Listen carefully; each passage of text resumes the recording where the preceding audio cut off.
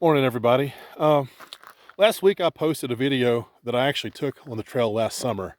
And in the video, I'd lost the trail and was striking out cross country on my own. Now, as it's probably painfully aware, I'm very new at this video taking stuff. I'm a middle-aged dog trying to learn new tricks. And I don't really know what I'm doing in terms of the video stuff. I'm still trying to figure out how to do it, how I like it, what works, what doesn't, all that stuff.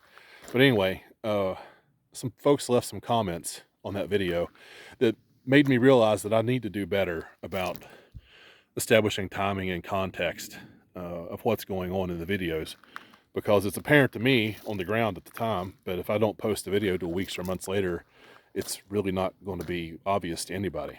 So with that said, I'm definitely going to do better, and I appreciate the comments that brought this to my attention. The other thing I wanted to point out, though, about that video, in the Cranberry Wilderness, most of these trails aren't very good.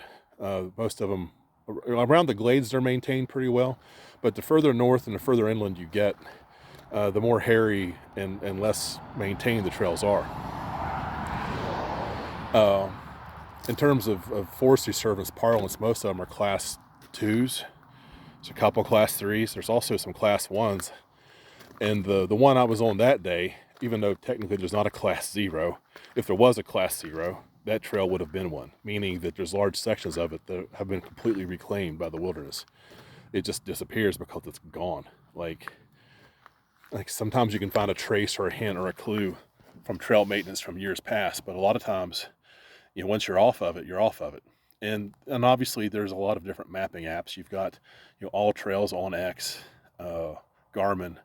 I've got 3 or 4 different ones on my phone, and I use them as much as I can.